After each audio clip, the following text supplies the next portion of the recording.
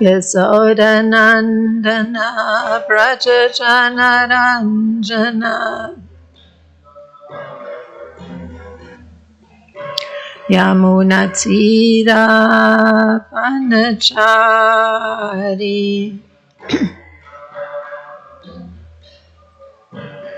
Jaya Radha Madhava Kunja Bihari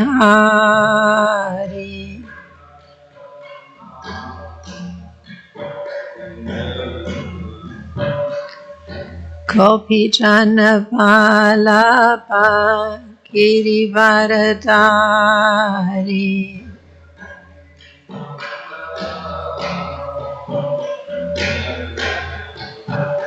Yasodanandana Prajajanaranjana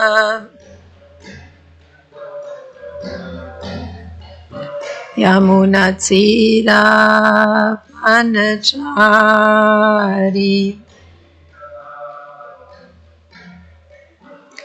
Jaya Radha Madhava Kunja Bihari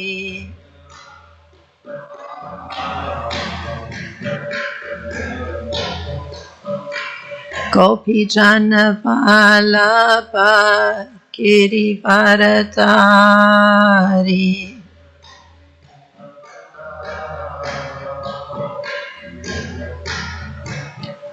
Yasodanandana Prajajanaranjana Yamunatira Vanachari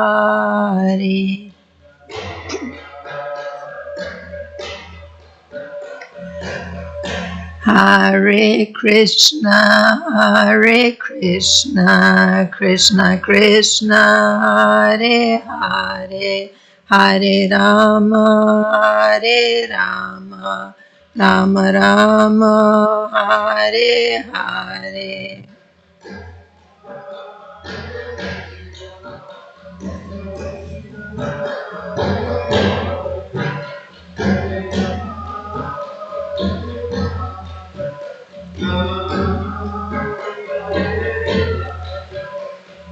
Hare Krishna, Krishna Krishna, Hare Hare, Hare Rama, Rama Rama, Hare Hare.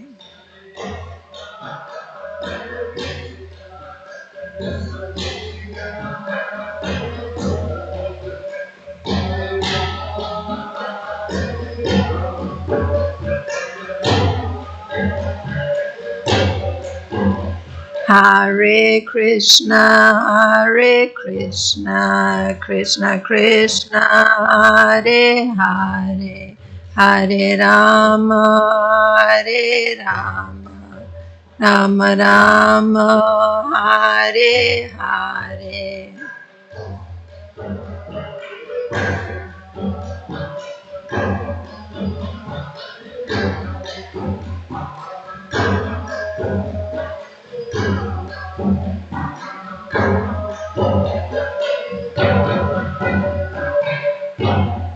Kishore Kishori ki jai, Jagannath Baladev Subhadra Marani ki jai, Gonitai ki jai, Srila Prabhupada ki jai.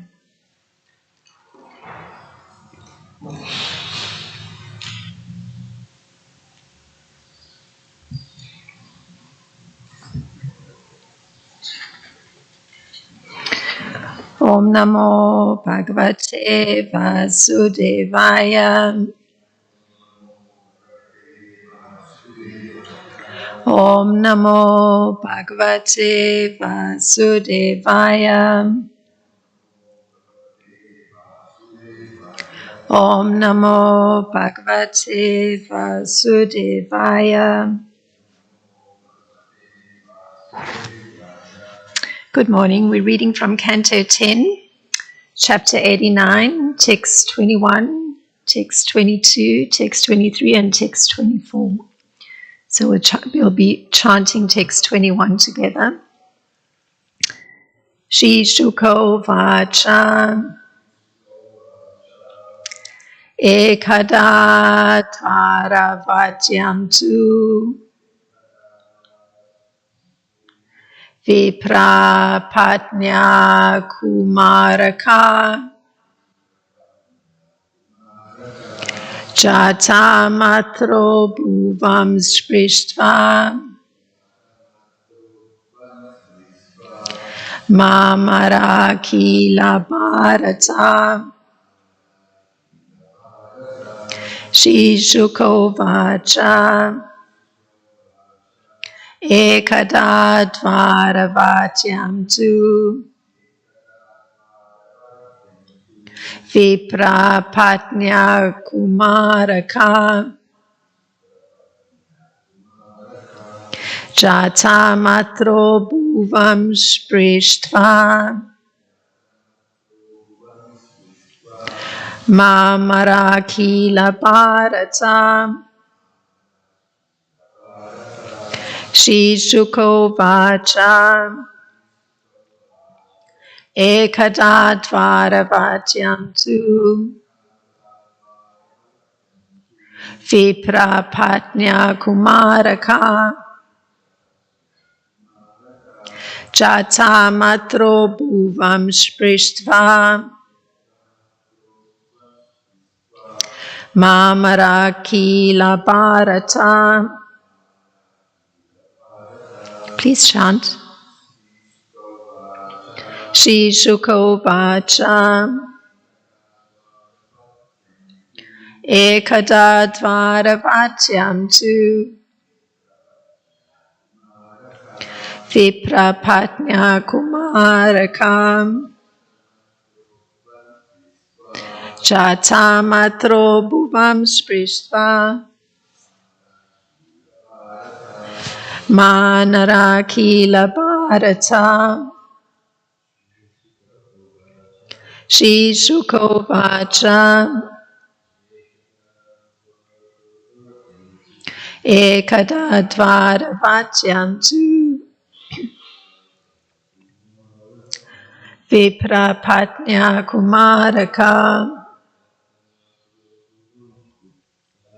Jata Matro Bhuvam Sprishtva Mamara Kila Bharata Shri Shuko Vacha Ekada Dvaravatyam tu Vipra Patnya Kumaraka Jata Matro Bhuvam Sprishtva Mamara Kila Bharata. The word for word, Shri Shuko Vacha. Sukadev Goswami said, Ekada, once, Dvaravatyam, in Dvaraka, two, and Vipra, a brahmana's, Patnya, of the wife, Kumaraka, the infant son, Jata, born, Matra, only, Bhuvan, the ground, Sprishtva, touching, Mamara, died, Kila, indeed, Bharata, a descendant of Bharata, Parikshit Maharaj. And the translation for text 21, and this is a BBT translation and purport.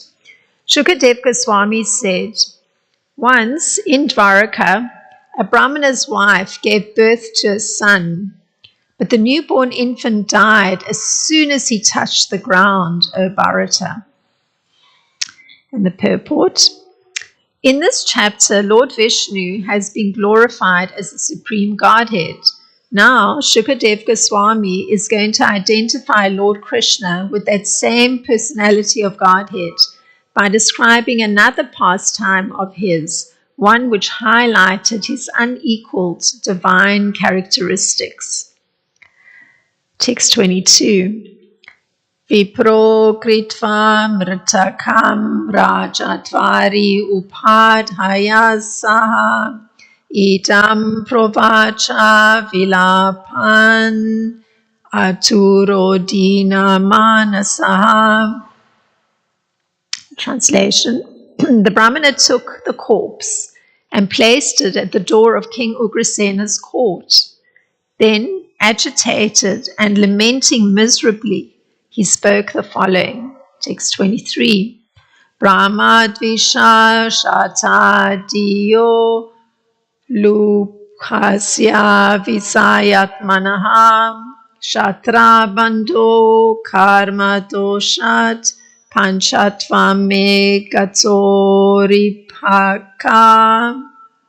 The translation for text 23.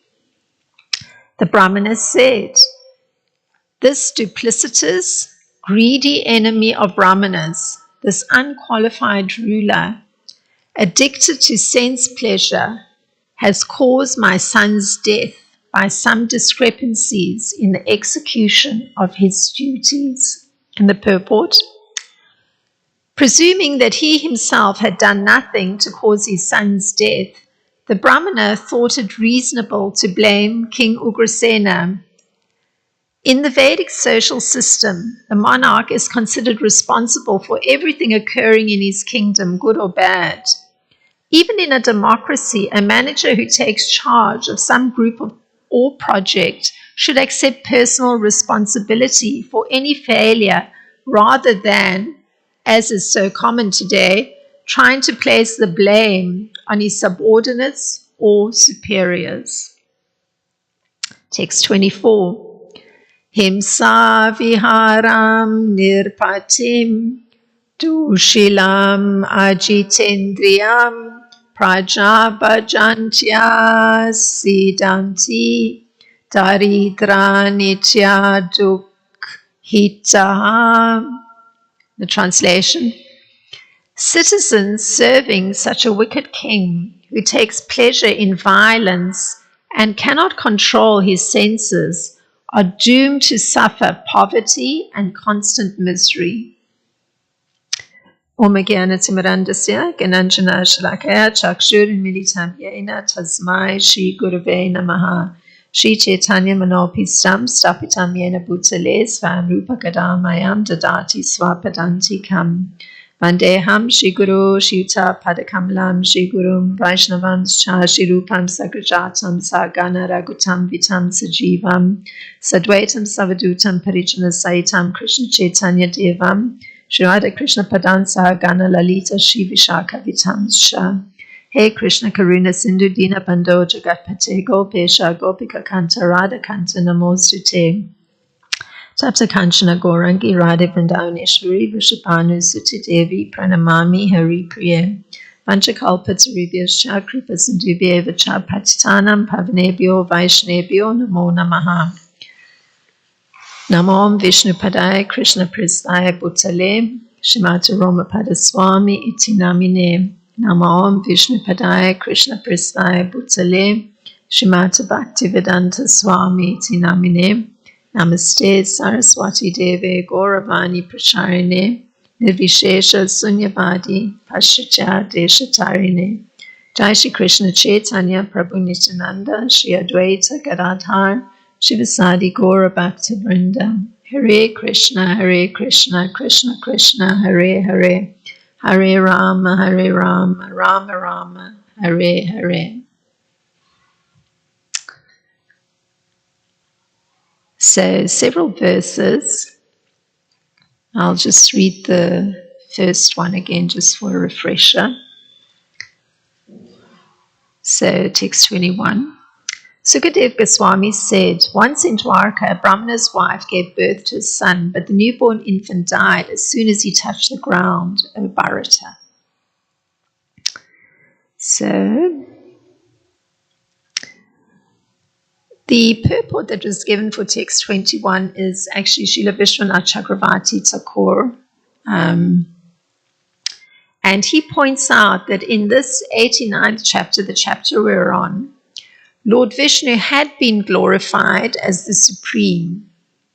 And indeed, Sukadev Goswami, he narrates, and this was earlier on, this is what Sukadev Goswami said, and it's all part of accepting the glory of Lord Vishnu.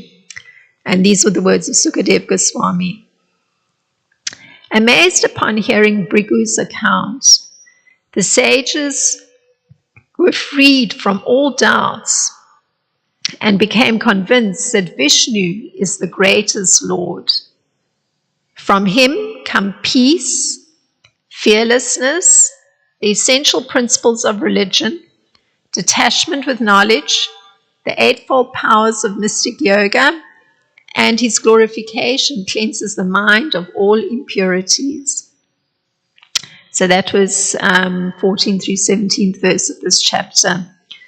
So based on Brigu's account of his encounters with Lord Brahma, Lord Shiva, and Lord Vishnu, the sages came to accept, and they had no more doubts that Vishnu was the greatest Lord.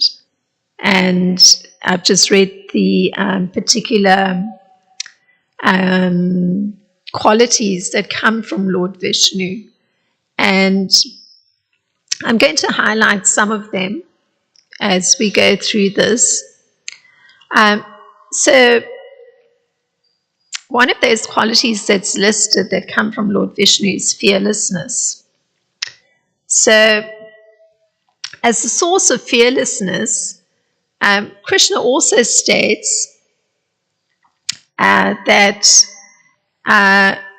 this is one of those qualities that come from him. And in fact, he gives a whole list of qualities. So these are very interesting. So generally one may think that some of these qualities, may be naturally in a person, but not so. They actually are created by him, by Lord Krishna. So this is how Krishna puts it. Intelligence. So listen, these are all the qualities that come from Krishna. And they're created by him. Intelligence, knowledge, freedom from doubt and delusion, forgiveness, truthfulness, control of the senses, control of the mind, happiness and distress, birth, death, fear, fearlessness, non-violence, equanimity, satisfaction, austerity, charity, fame, and infamy. All these various qualities of living beings are created by me alone. That's Bhagavad Gita 10:4 through 5. So just focusing on this particular quality of fearlessness, one can examine what is fear. So, because if Krishna's saying that he's creating fearlessness, one would have to know what fear is. So fear is caused by one becoming absorbed in the illusory energy that Krishna is creating. And why it's illusory is that one's absorption becomes in identifying with one's material body. So, because we understand that one has to make a distinction between the body and the soul inhabiting the body. So becoming free from fear means becoming free from the illusory energy. So one has to start to think that actually, instead of thinking one's got nothing to do with Krishna, because that's part of being absorbed in the illusory energy. And you generally find people are walking around, like I often, when I'm walking in the streets, I think, oh, this person, that person's going about their business. And they're thinking they've got nothing to do with Krishna. So that's actually being absorbed in the illusory energy. But rather, becoming free from fear, because fear goes along with being absorbed in the illusory energy. Because there's always that concern with what's yours, what you're going to lose. So rather than being confident, rather one is confident that one is not this material body. And one is confident that one is a spiritual part of the Supreme Personality of Godhead. So it's a shift in outlook. One's walking around with that kind of understanding, feeling confident that actually, yes, I'm a part of the Supreme Personality of Godhead. So for this reason, because one is carrying that kind of belief, it means that actually one tries to engage in some transcendental service for the Lord. And because of doing that, carrying this belief and trying to engage in some service for the Supreme Lord, one finds that one has got nothing to fear. So this is rather wonderful. So fearlessness in a person, seeing themselves as a spiritual part of the Supreme Lord, that's what fearlessness is. You've completely eliminated that belief system that you've got nothing to do with Krishna. Rather, you see yourself as a spiritual part of the Supreme Lord, and you are engaged in his service. And so hence, as a result of that connection, Krishna creates within oneself this quality of fearlessness. So very extraordinary. So it means that anybody who is carrying that belief that they've got nothing to do with Krishna is in a state of fear. So everybody that one sees wandering around the streets, they're actually in a state of fear. So now the other quality that was listed that Krishna says that he creates, and it's also one that the sages recognize comes from Lord Vishnu, is knowledge. So how this is usually described is knowledge comes from another self-realized soul. That's how knowledge comes. So if one is reading any of the Vedic literatures, that's how knowledge is coming, because there's purports by self-realized souls, commentaries. And Srila Prabhupada, he defines a self-realized soul, and it's one who knows things as they are. So it's very grounded, it's proper understanding, it's the correct understanding. And if one is receiving knowledge from such a self-realized soul, then this allows one to learn. And the particular first fundamental learning that's there is having this understanding that every living being is actually a part and parcel of the Supreme Lord. So all those people wandering in the street, one will be seeing them, they're actually part and parcel of the Supreme Lord. They don't have that understanding. Their understanding is they've got nothing to do with Krishna. But in actual fact, oneself, because of receiving knowledge from self-realized souls, then one is actually understanding, all these people wandering around, they're actually part of the Supreme Lord. So Krishna's statement is that knowledge is a quality created by him alone. So even for one to be able to be carrying that kind of knowledge, that every one of those living entities wandering the streets, when you step out on the street, that every one of them is a part and parcel of the Supreme Lord, that kind of knowledge comes to one because it's a quality that's created by Krishna. You genuinely understand that, you genuinely carry that belief, and that's because Krishna has created that within one. And Srila Prabhupada explains that ordinary knowledge, so generally ordinary knowledge only pertains to matter. That's how Srila Prabhupada explains it. It only pertains to matter. So there isn't a spiritual component to it, the connection with Lord Krishna, the Supreme Spiritual Being. So part of gaining knowledge, the kind created by Krishna alone, is to be able to make a particular distinction. And this is the distinction that one has to be able to make, that matter and spirit are quite different. Matter has got no consciousness. And on the other hand, spirit, such as a living being, it cannot be produced by matter. But that consciousness is supreme and eternal. So that has to be the distinction that's made. Matter doesn't have consciousness. Spirit is actually eternal, and it's connected to the supreme. So consciousness is in fact supreme. So Lord Krishna states this himself. So listen to how he puts it. It's Bhagavad Gita 10:25. Of the Vedas, I'm the Samaveda. Of the demigods, I'm Indra. So remember, these are the like the Vedas are the means by which one is getting knowledge. And Krishna says, of the Vedas, I'm the Samaveda. Of the demigods, I'm Indra, the king of heaven. Of the senses, I'm the mind. And in living beings, I am the living force, consciousness. So that is why, if one can make that distinction between matter and spirit, the one not having consciousness and the other having consciousness, then one actually understands that consciousness is supreme, because Krishna says it, I'm the living force, I'm consciousness.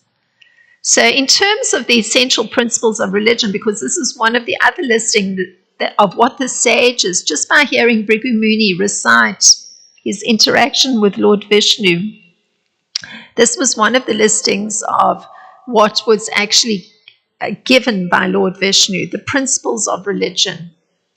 So Srila Prabhupada, when he's writing in Krishna book, he gives an explanation of this. So here's how he explains it. The sages concluded that by following the principles of Vaishnava Dharma, one becomes actually perfect. But that if one follows all the religious principles of a particular sect and does not become advanced in understanding the Supreme Personality of Godhead, Vishnu, all such labor is fruitless. So this is Srila Prabhupada writing. To execute religious principles, because this is what we're hearing, the sages understanding that the religious principles are coming from Lord Vishnu. So Srila Prabhupada's explaining, to execute religious principles means to come to the platform of perfect knowledge. So we were just looking at how is it that knowledge is coming. So it begins with making that distinction between matter and spirit. And perfect knowledge means knowledge of oneself and the Supreme Self. So Krishna said that he actually, knowledge is a quality that he creates. So there has to be a connection with Lord Krishna. There has to be a belief system that one is having this consciousness which is supreme and eternal. It's supreme because one is a part of the Supreme Personality of Godhead in terms of consciousness. Because Krishna said, I am that consciousness. So So to execute religious principles means to come to the platform of perfect knowledge. So you have to have, be carrying this kind of knowledge that's coming from Krishna, that he's creating, and proceeding with one's service to him, proceeding to go more in depth into this understanding of Lord Krishna. So one is getting a better understanding of oneself and a better understanding of the Supreme Self. So that's what's called perfect knowledge. So Lord Krishna, he makes this point about knowledge. So this is from Bhagavad Gita 18:59. One can understand me as I am, as the Supreme Personality of Godhead, only by devotional service. So it has to be that rendering of some activity for the Supreme Lord to be able to actually get that knowledge of what his position is. And when one is in full consciousness of me, Krishna says, by such devotion, he can enter into the kingdom of God. So that's Bhagavad Gita 18:55. So it requires someone to take to devotional service under the guidance of a pure devotee, because it was mentioned that's how you receive knowledge. So in a practical sense, there has to be the guidance of a pure devotee, and there has to be a willingness on one's part to take to devotional service. Otherwise, and this is the point, the truth of the personality of Godhead would always be hidden. That's the extraordinary part. It's always going to be hidden. So all those people wandering around the streets, when one steps out, unless somebody actually has this willingness to try to engage in some service to the Supreme Lord, for them, always the truth of the personality of Godhead will be hidden. So Srila Prabhupada, this is Srila Prabhupada, he adds that simply to understand, this is Srila Prabhupada, I am not matter, I am spirit, because that's the beginning distinction one has to make. So simply to understand this, I'm not matter, I'm spirit, is not perfect knowledge. So, okay, it's just the beginning. This is Srila Prabhupada, the real religious principle is devotional service or bhakti. So that's the real religious principle. So you have to go beyond just making the distinction. You have to actually want to willingly engage your whole being in performing service with a mood of devotion. So Krishna says it, abandon all varieties of religion and just surrender unto me. I shall deliver you from all sinful reactions. Do not fear. Bhagavad Gita 18:66, and it's a quite significant verse, because we're looking at how the sages came to realize that Lord Vishnu brings all these religious principles. So that particular verse of Krishna saying, just surrender unto me and I'll deliver you from all sinful reactions. Sarva dharman parityaja mamekam sharanam vraja aham tvam sarva papebhyo moksha ishyami masuchaha. So this Vaishnava Dharma or Bhagavad Dharma is what actually is being pointed to, because it's the following of Vaishnava Dharma that allows one to automatically achieve good qualities and to advance in one's life. It just happens automatically. So very extraordinary. It's not that one is striving to be good or striving to be intelligent or striving to be knowledgeable. These extraordinary qualities, and they were expounded upon by both the sages, and I've read what Lord Krishna says those good qualities are, and perhaps I'll reread it because it's just kind of extraordinary, because these qualities come automatically. So here's what the sages said.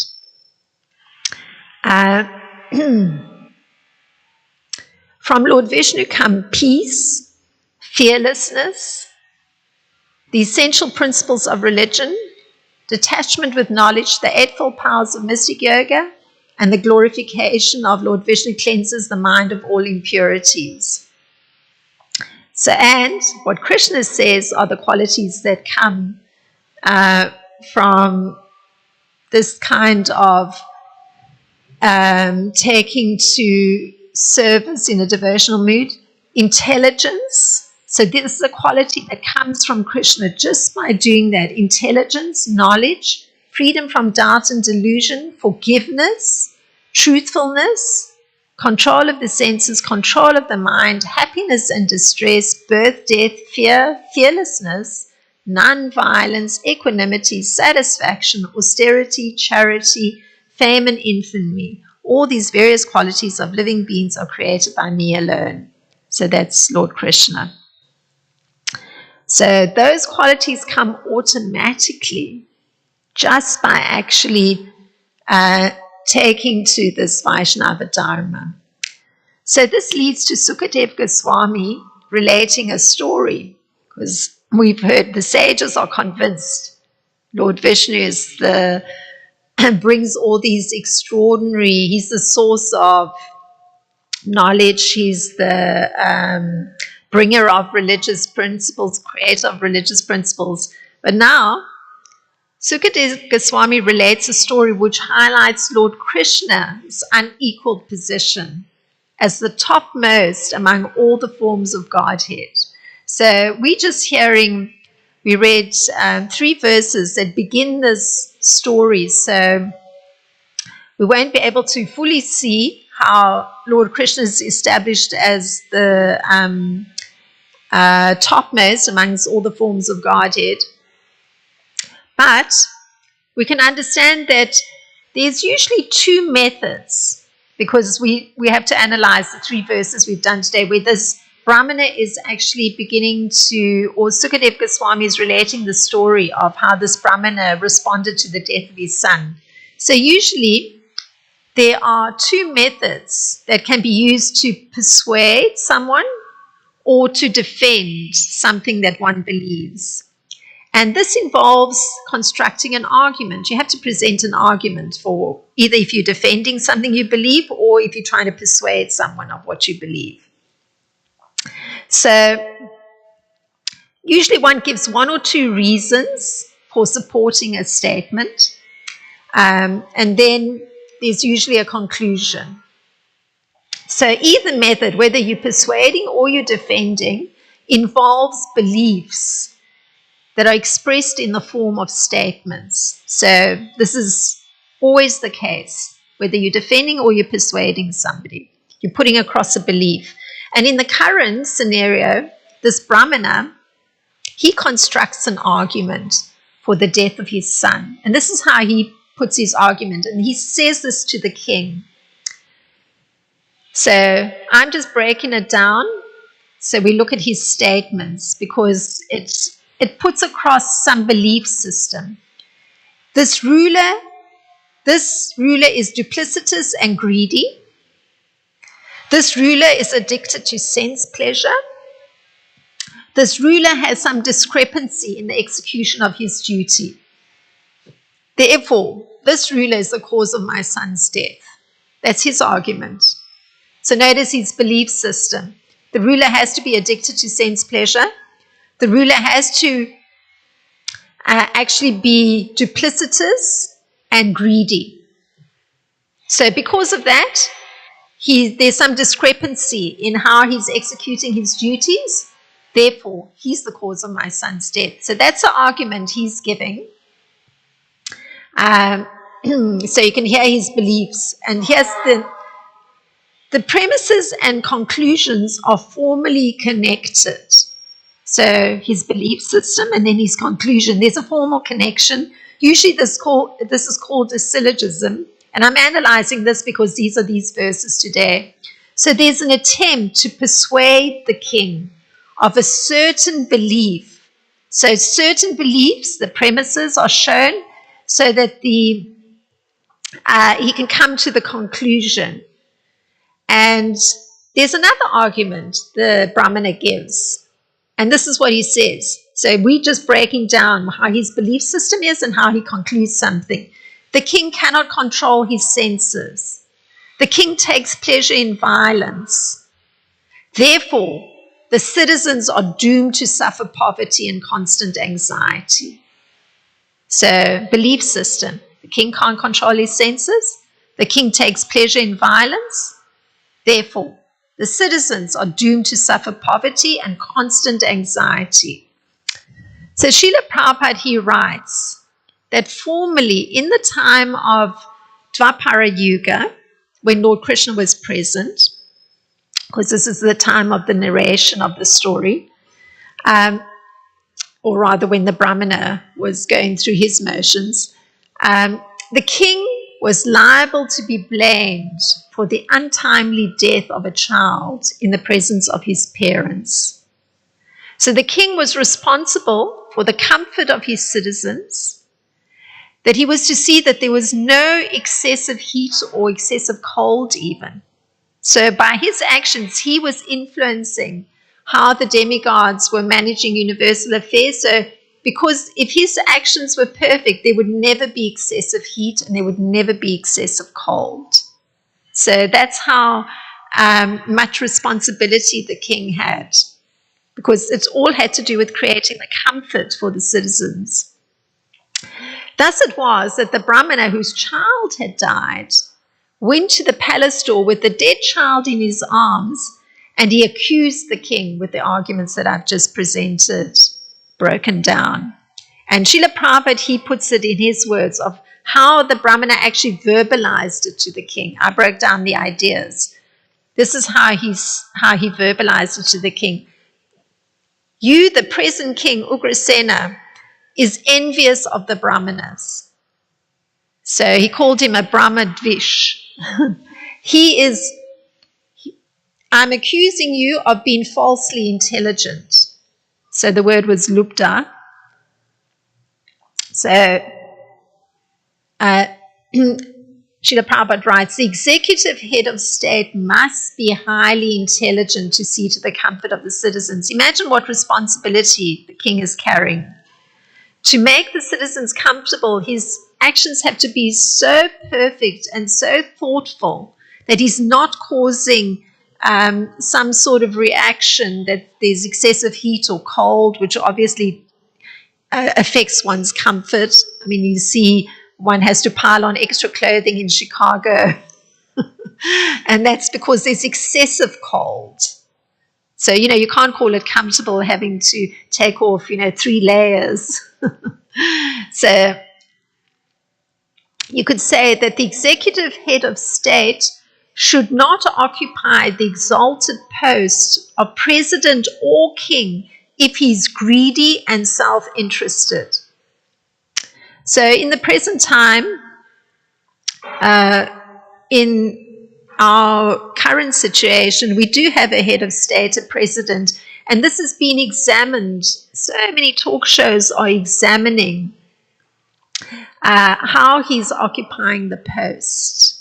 Is he actually seeing to the comfort of the citizens? So although persons are not drawing from the Vedas, they're still expecting that that post means that the person in charge is overseeing the welfare of the citizens. So it's a big discussion in the present time, if the president is imposing tariffs on goods that are being traded by his citizens with other countries, then if tariffs are put on goods coming from other countries, is that actually in the interest of his citizens? There's a whole many discussions on that particular point, how the financial well-being of the citizens is being managed by the president.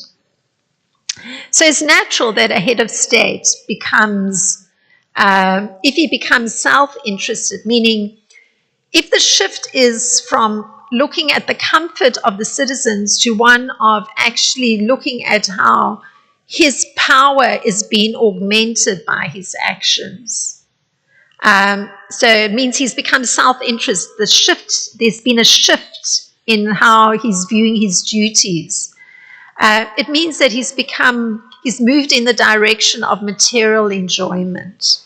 It's more about how he's enjoying his power. So the Brahmana charged that the child was dead due to the disqualification of the king. So the ultimate responsibility was for the king, that everything was running smoothly. So if there was the sudden death of a child upon its, just touching the ground, being born, then this indicated that the king had some disqualification. That was the Brahmana's logic.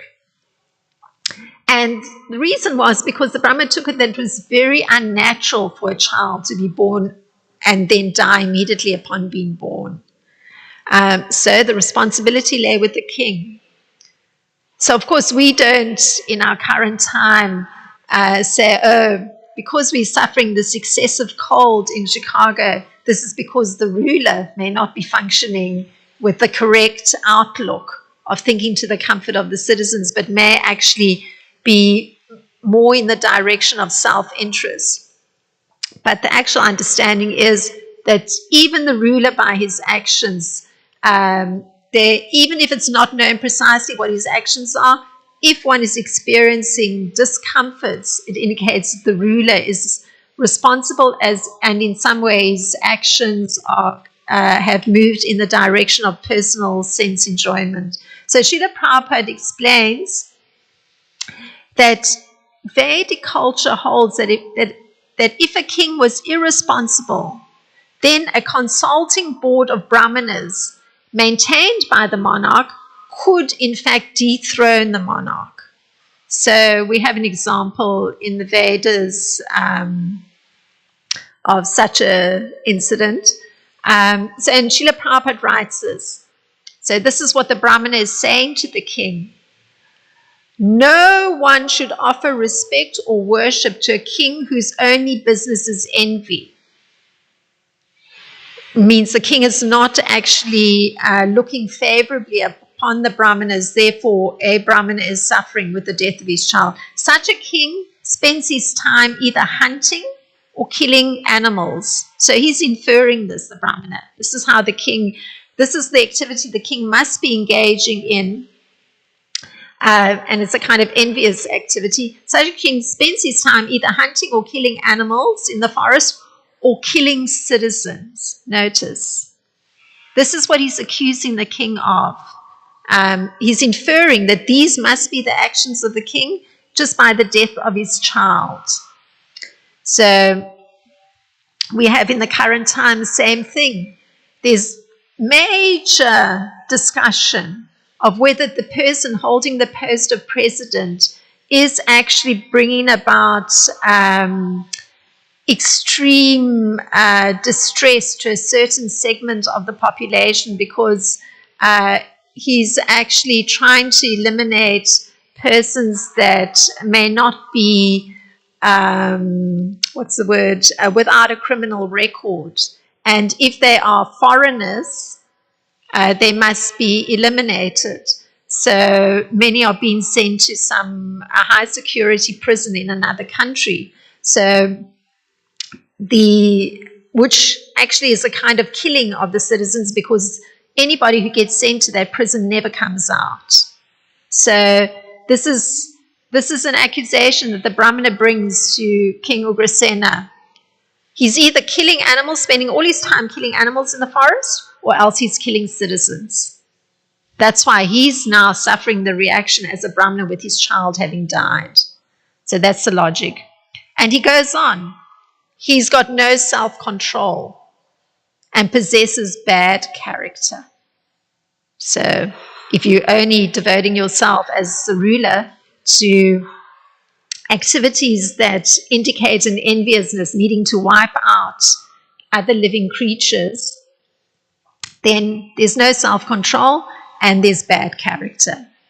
So the Brahmana says, if such a king is worshipped or honored by the citizens will never be happy.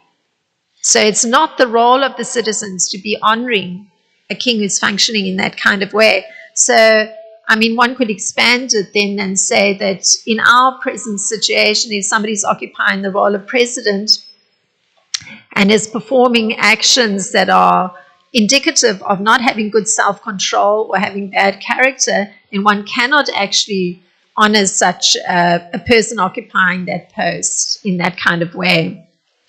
And the Brahmana says, the citizens will always remain poor, full of anxieties and aggrievements, and always unhappy. So in our present situation, there's been many of the businesses have paused functioning, or, continuing with their daily kind of plans in their interactions with other countries or their trading with other countries, because it's not clear how the resolution will be for taxation on goods moving between countries. So there's a pause. So there's some anxiety, obviously. Now, Srila Prabhupada comments, and this is Srila Prabhupada, in this age of Kali, the executive head of state somehow or other gets voted or is elected to an exalted post, but the condition of the citizens continues to be full of anxiety, distress, unhappiness, and dissatisfaction. Srila Prabhupada's comment. And he continues, in actual fact, so actually this is from a purport coming from Bhagavad Gita 4.9, where Srila Prabhupada says, in actual fact, the Gita was especially meant for the saintly kings because they were to execute its purpose in ruling over the citizens. So they had to have an understanding of this necessity for persons to know that they had this obligation in some sense to function performing service to the Supreme Personality of Godhead. So here's Bhagavad Gita 4.2. The supreme science was thus received through the disciplic succession, because you get knowledge from a self-realized person, and the saintly kings understood it that way. But in course of time, the succession was broken, and therefore the science as it is appears to be lost. So that's a statement made in Bhagavad Gita, and that's why Krishna came. So Krishna was actually present at the time when this Brahmana was accusing King Krsnarcana of actually occupying his post, but being a person who had shifted his focus from care for the citizens to one of having no self-control and being just self-interested. So that's as far as the analysis goes today with the verses we've done today. If there's something to expand the discussion, some thought that's come to mind, please feel free.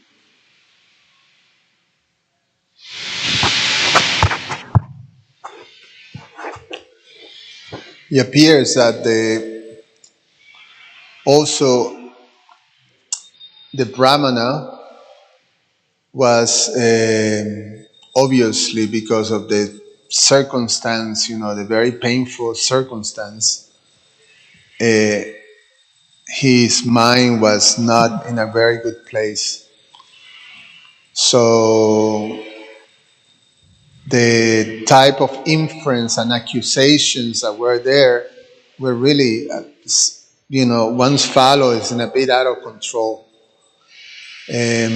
Specifically because he's making very serious accusations to the king, and his inference, was like that. And the fact is that, this is the kingdom of Dwarka, and I don't know, Dwarka, yes, it's explained there. It's the kingdom of Dwarka, and the description of the kingdom of Dwarka is like, is this Vaikuntha type of, space.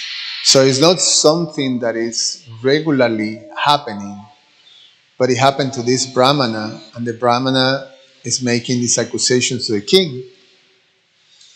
And the fact is, at the end, he's going to be the beneficiary of the whole arrangement in which, King Ugrasena is ruling, and Krishna is, as he is obviously the supreme being in Dwarka also, but nevertheless, King Ugrasena is the king there, and he's gonna be giving all his sons. So this situation of making this type of accusations due to the inference that you have, and you do not necessarily from the perspective of knowledge, but you do it from the perspective of extreme bodily identification, and at the end you create this great disturbance and also offense that supposedly is going to have a reaction. In this case, is a very unique arrangement by the Lord. And in one sense, we always going to be understanding that this is part of Krishna's Leela. And this Brahmana, who is a Dwarkavasi, is also playing a part in this pastime. So it's all being arranged by the Lord in order to establish, this type of understanding that the supremacy of Krishna and the qualities of Krishna. Otherwise, it's really bad. It's really bad. It's condemnable what the Brahmana is doing. It's not what the king is doing, but it's what the Brahmana is doing.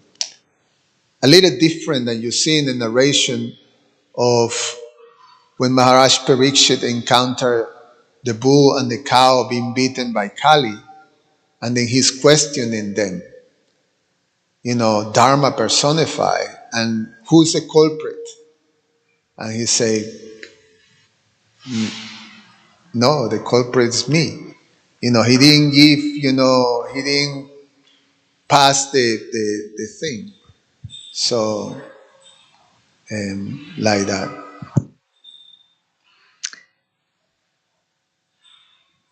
So, the question you're raising is, or in fact, you making a statement that's leaning to one side, that it was inappropriate of the Brahmana to actually accuse the king or to infer something of his behavior, which then would be reflecting on him as a citizen suffering this death of a son. Well, one presumes that, and it's said that he did it in a mood of lamentation. So lamentation is certainly a sign of not having that equanimity that is one of the qualities that Krishna bestows on one. So, some bad circumstance comes one's way and the mind stays controlled. So it would appear that he didn't have that particular quality. But you could say that he did have the quality of knowledge from the point of view that he understood the role that the king had and the responsibility that the king had. And so to actually bring it and put it right in front of the king's face, and apparently it was such that the king actually made time for any citizen to be able to come to him. It was part of the arrangement. So, generally, like we're accustomed that you never have audience with the topmost person ruling the country. But in the case of the Vedic kings, they did make time that any citizen could come to them and bring whatever woe or praise they wished to. So the Brahmana did actually have that kind of space provided by the king. It was part of the norm. For him to express his knowledge, knowing what the king's role is in order to directly call the king greedy, or to directly call the king as having no self-control, or telling the king that he takes pleasure in violence, making that inferences would seem a little certainly stepping into inappropriate territory, which is what you brought up. Because generally one doesn't say to a person's face, you are this or you are that. Some sort of accusation that's of a negative nature. One can express one's unhappiness and bring it to the king, certainly, But the Brahmana took his position because generally Brahmanas advise the king, and Srila Prabhupada mentions it, that the Brahmanas even had that capacity. If it was a body of Brahmanas that the king was consulting, they could in fact dethrone the king. So the Brahmanas did have that power, and presumably he did it in some sort of controlled manner, his thought process, expressing his thought process. But it does seem, I would agree, it does seem somewhat contrary to social etiquette to be verbalizing accusations. So, yes. Well, the verbalizing sometimes, I mean, if you do it properly, can be straightforward. The problem is that when you're selective in the application of knowledge, I choose a particular part of, of known facts to use it to rationalize my out of control inferences, type of thing, or beliefs or things like that. So I'm using, the fact that kings have to create this very auspicious atmosphere. And if this inauspiciousness, well, the bill stops, on the top. So the king is responsible. However, that's true, but the other part is that you also have a responsibility, and you have to look at the full picture. The king does have the responsibility to accept, does have he have to have the understanding to take responsibility for the sufferings of the citizens. So it's part of the king to be able to do that. The citizen itself had to take also responsibility that these things happens because I hold something. It's something that I have to go through. So when you bring that to the king, I'm suffering, and I'm maybe suffering because I something that I did in my past life or something, whatever, you know. Just like the bull, Dharma personified, was saying. So the king should know it's my responsibility to make sure. So this is how you expect, knowledge to be applied. Not, I use this to make an argument of my, out of control type. Yes, it's mentioned that the Brahmana made the assumption that there was no fault with himself. He did make that assumption. Yes.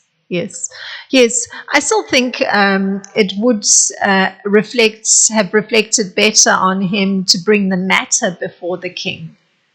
And so the king can then make the appropriate inquiries, and with his greater, broader insight can, explore the matter. So indeed, it does seem a little rash, but it's said that the Brahmana first made that assumption that there was no fault with himself. And the second thing was that he felt justified in making the inferences he did as to the king's behavior. I'm just going to finish with this. This is change. It did show the greatness of Maharaj Ugrasena and also the greatness of Krishna, that this guy was not put to death immediately or cut his tongue or something, which someone like Ravana would do. I mean, he was just going to kill Vibhishan, for saying it, or Duryodhan, with Vidura, like that. So, no, King Ugrasena, they actually heard this person and took it seriously. And Krishna even, have to go, and Arjuna, we're going to hear, have to, not only, go over the board to actually bring the kids back, like that. So it shows how great this kingdom and this king was, that he did take responsibility. Now, the Brahmana will have to have a very serious sort of apologies, when this whole end. Yeah. Yeah. So that's the particular point made by Srila Vishwanath Chakravarti Thakur, that this particular narration is supposed to highlight the extraordinary, extraordinary qualities of Lord Krishna. So I guess the extreme response of the Brahmana and the extreme nature, accusatory nature, adds to the whole highlighting of Lord Krishna's wonderful qualities that is supposed to be the purpose of this particular incident. So I guess we'll hear a little bit more of how it feeds into highlighting Lord Krishna as being so extraordinary with such extraordinary qualities. And the king is supposed to be a representative of the Supreme Lord. So it should also highlight King Ugrasena's wonderful qualities. So contrary to the rather base accusations inferred of the Brahmana making an inference of the king's behavior, it should serve as a contrast, seeing how it plays itself out. So we'll look forward to hearing that. Thank you very much for thinking very carefully through what is being presented. Thank you. So if there's no other comment, Srimad Bhagavatam ki jai, Srila Prabhupada ki jai.